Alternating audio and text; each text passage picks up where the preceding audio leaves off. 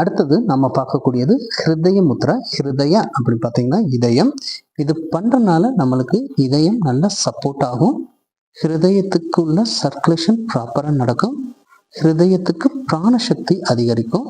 இதை காலையிலையும் மாலையிலையும் 15லேருந்து 30 நிமிஷம் வரைக்கும் தாராளமாக பண்ணலாம். நம்ம ரெகுலராக ப்ராக்டிஸ் பண்ணும்போது நம்மளுக்கு நல்ல ரிசல்ட் கிடைக்கும். இப்போ மெதுவாக ஆள்காட்டி விரலை மடக்கி கட்டை விரல் அடிப்பகுதியில் வைக்கணும். இப்போ மீதி உள்ள நடுவிரலையும் மோதிர விரல் நுனியையும் கட்டை விரல் நுனியால் டச் பண்ணணும்.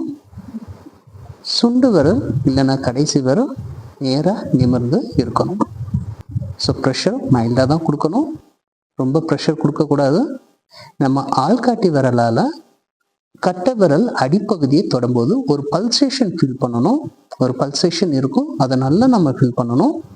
இதுதான் ஹிருதய முத்ரா.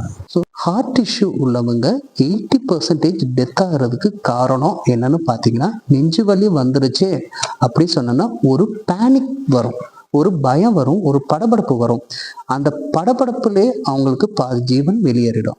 அதை ப்ரிவென்ட் பண்ணக்கூடியதா இந்த ஹிருதய முத்ரா. இந்த ஹிருதய முத்ரா நம்ம பண்ணோம் பார்த்தீங்கன்னா, அந்த ஆன்ஷியஸ் அந்த பேனிக் அட்டாக் வந்து கம்மியாகும். நம்மளுக்கு ஒரு வகையான எனர்ஜி வந்து நம்ம உடல்லே உருவாகும். அதனால அதை நாம் நல்லா கவனிக்கலாம். இதுதான் ஹிருதய முத்ரா.